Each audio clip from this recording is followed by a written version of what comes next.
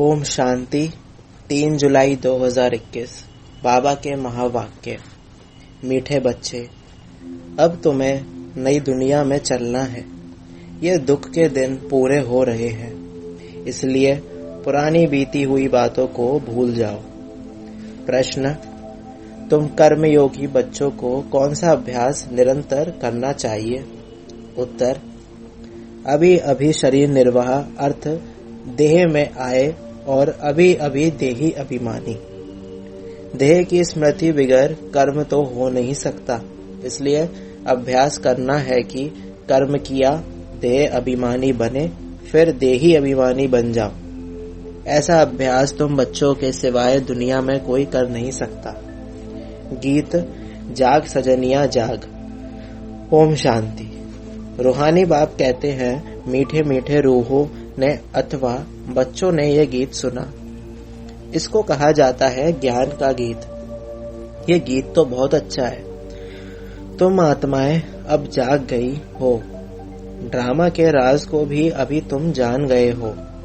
भक्ति मार्ग का तो कौतुक देख लिया है। जो कुछ बीता वह तुम्हारी बुद्धि में है।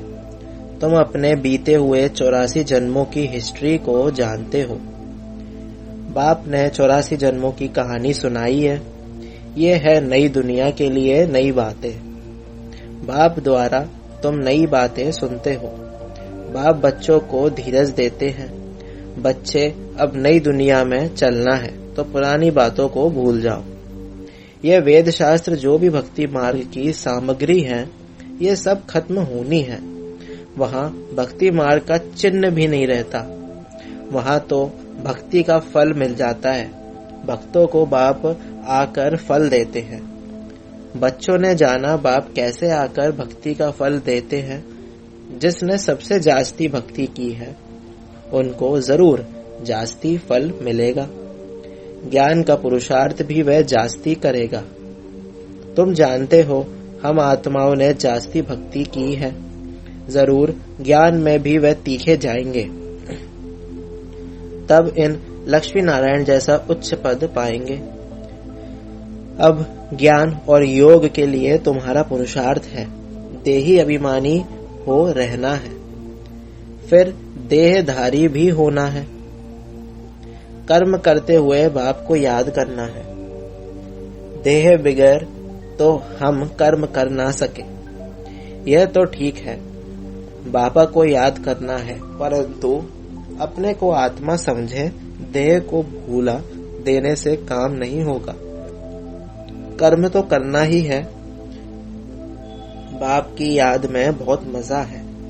उठते बैठते चलते फिरते बाप को याद करो, परंतु फिर भी पेट को भोजन तो चाहिए। देही अभिमानी हो रहना है।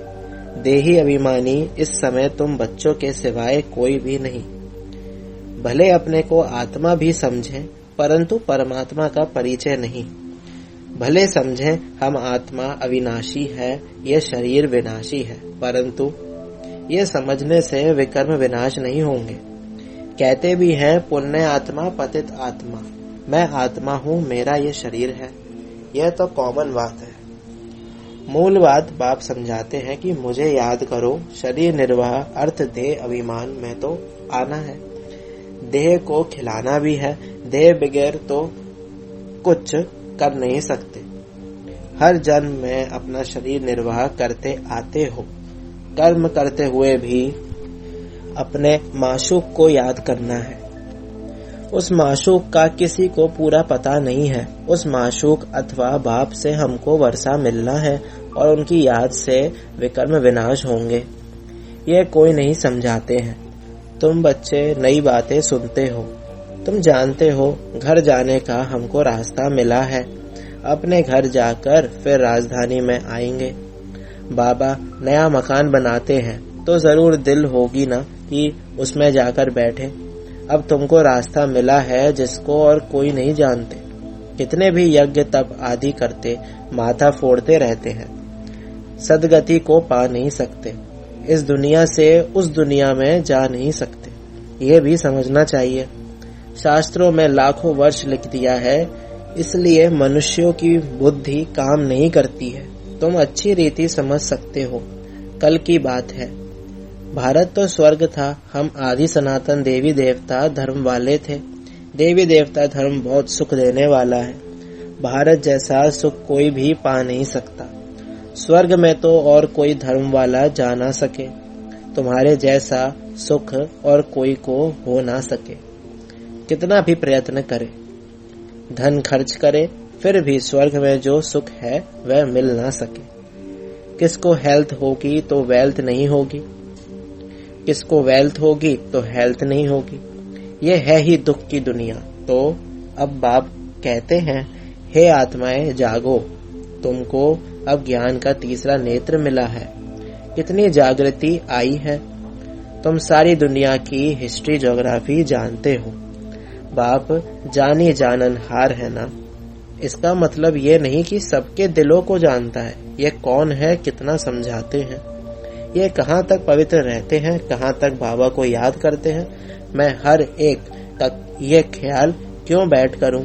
हम तो रास्ता बताते हैं कि तुम आत्माओं को अपने परमपिता परमात्मा को याद करना है। इस सृष्टि चक्र को बुद्धि में रखना है। देही अभिमानी तो जरूर बनना है।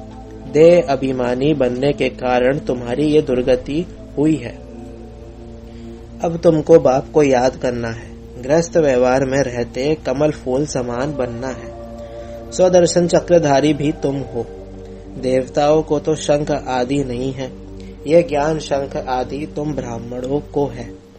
सिख लोग शंख बजाते हैं, बहुत बड़ा आवाज करते हैं। तुम भी ये ज्ञान बैठ देते हो तो बड़ी सभा में लाउड स्पीकर लगाते हो। तुमको यहाँ लाउड स्पीकर लगाने की दरकार नहीं। टीचर पढ़ाएंगे तो लाउड स्पीकर लगाएंगे क्या। यहाँ तो सिर्फ शिव बाबा को याद करना है तो विकर्म विनाश होंगे। मैं सर्वशक्तिमान हूँ ना। तुम लाउड स्पीकर लगाते हो कि आवाज दूर दूर तक सुनने में आए। वह भी आगे चल काम में आएगा। तुमको सुनाना यह है कि मौत सामने है, अभी सबको वापस जाना है।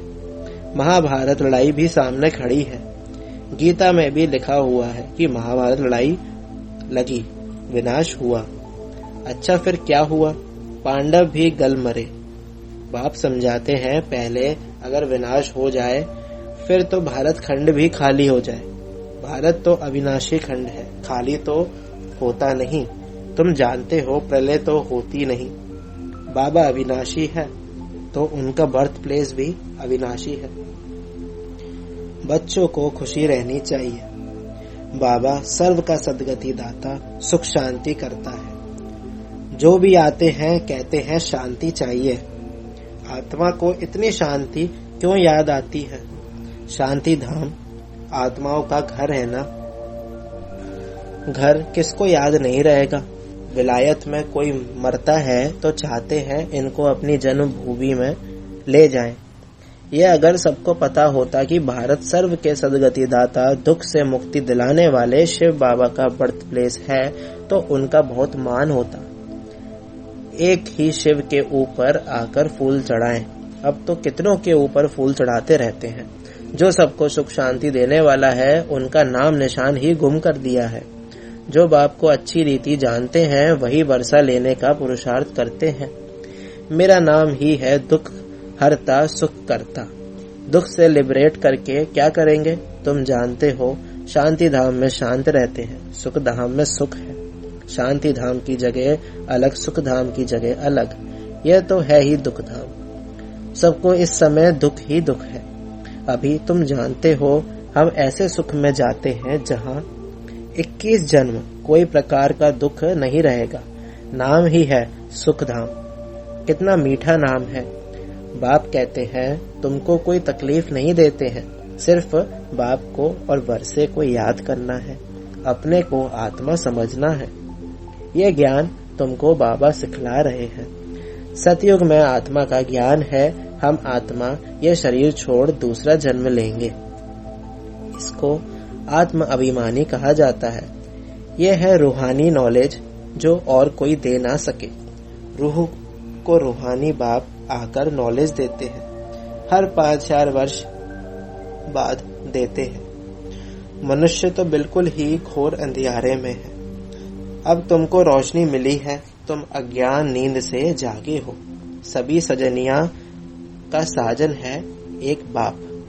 बाप कहते हैं मैं तुम्हारा बाप भी हूँ, साजन भी हूँ, गुरुओं का गुरु भी हूँ, सुप्रीम टीचर हूँ। सर्व गुरुओं का सदगति दाता एक ही सदगुरु है।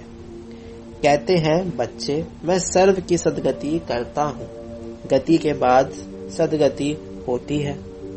बाप ने समझाया है हर एक की आत्मा को वापस जाना है। आत्मा ही सतो प्रधान सतो रजो तमो बनती है। कोई कोई का बहुत थोड़ा पार्ट है। आए और गए, जैसे मच्छर और मुहाफिक जन्मे और मरे। ऐसे तो बाप से वर्षा नहीं लेते हैं। बाप से वर्षा लिया जाता है पवित्रता सुख शांति का। बाप तुम आत्माओं को समझाते हैं।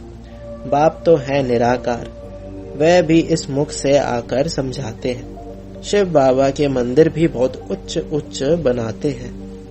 कितना दूर दूर जाते हैं तीर्थों पर, मेले पर। ऊपर में कोई ज्ञान अमृत पीने का रखा है क्या? कितना खर्चा करते हैं। गवर्नमेंट को भी उन्हों के लिए कितने प्रबंध आदि रखने पड़ते हैं। तकलीफ होती है। यहाँ तीर्थों पर छोटे बच्चों को कैसे ले जाएंगे? बच्चों आदि को कोई न कोई को संभालने लिए दे जाते हैं, साथ में नहीं ले जाते। 2-3 मास यात्रा करते हैं। यहाँ तुम आते हो, तुमको बैठकर सुनना है, पढ़ना है। छोटे बच्चे तो नहीं सुनेंगे। यहाँ तुम आए ही हो योग और ज्ञान सीखने। बाप बैठ ज्ञान सुनाते हैं तो कोई आवाज आदि नहीं होना चाहिए, नहीं तो अटेंशन जाता है। शांति से बैठकर अटेंशन देकर सुनना है। योग तो बहुत सहज है। कुछ भी काम करते रहो, बुद्धि का योग वहाँ लगा रहे। बाबा की याद रहने से कमाई बहुत जबरदस्त होती है। तुम जानते हो हम एवर हेल्दी बनेंगे। अपने साथ बातें करनी होती है। बाबा की याद में रहकर भोजन भी अपने हाथ से बनाना है। हाथों से काम भी करो, बाकी याद करो अपने बाप को। तुम्हारा भी कल्याण होगा और याद में रहने से चीज भी अच्छी बनेगी। तुमको विश्व की बादशाही मिलती है। तुम यहाँ आते ही हो लक्ष्मी नारायण बनने। सब कहते हैं हम सूर्यवंशी बनेंगे। तुम जानते हो हमारे मम्मा बाबा इस समय ब्रह्मा सरस्वती हैं। दूसरे जन्म में लक्ष्मी नारायण बनेंगे। भविष्य में कोई क्या बनेंगे, ऐसे किसके जन्म का पता नहीं है। नेहरू क्या जाकर बना, क्या पता। अच्छा, कुछ दान किया होगा तो यहाँ अच्छे कुल में जन्म लेंगे। अभी तुमको पूरा पता पड़ता है। अभी इनका नाम है आदि देव ब्रह्मा, आदि देवी सरस्वती। वही फिर स्वर्ग के मालिक बनेंगे। अच्छा, इनके बच्चे भी साथ हैं। वह भी कहेंगे हम स्वर्ग के मालिक बनेंगे। यह तो पक्का है। सूक्ष्म वतन में भी तुम देखते हो देवियों के मंदिर में भी बहुत मेले लगते हैं। अभी जगदम्बा तो है एक, उनके फीचर्स भी एक ही होने चाहिए। मम्मा को भी तुम देखते हो। तुम बच्चों के फीचर्स हैं, फिर नाम रख दिए हैं कन्या कुमारी, अधर कुमारी। तुम जानते हो ये हम ही बनते हैं। हम सब हैं ब्रह्म कुमार कुमारी। युगल भी कहते हैं हम ब्रह्म कुमार कुमारी हैं, एक बाप के बच्चे हैं। तुम्हारा ही यादगार है। बरोबर तुम बैठ ये नॉलेज देते हो। अर्थ सहित ये देलवाड़ा मंदिर है, परंतु ये तुम ही समझा सकते हो। तुम जानते हो हम स्थापना कर रहे हैं। राजयोग से श्रीमत पर भारत को स्वर्ग बना रहे हैं। अच्छा, मीठे मीठे सिक्की लदे बच्चों प्रति माता पिता बाप दादा का याद प्यार और गुड मॉर्निंग। रूहानी बाप की रूहानी बच्चों को नमस्ते। हम रूहानी बच्चों की रूहानी माता पिता बाप दादा को याद प्यार और गुड मॉर्निंग, नमस्ते नमस्ते, शुक्रिया बाबा शुक्रिया। धारणा के लिए मुख्य सार ज्ञान और योग पर पूरा पूरा अटेंशन देना है। सुनने समय बहुत शांत एकाग्रचित होकर बैठना है। कर्मयोगी भी बनना है। बाप ने जो घर का रास्ता बताया है वह सबको बताना है।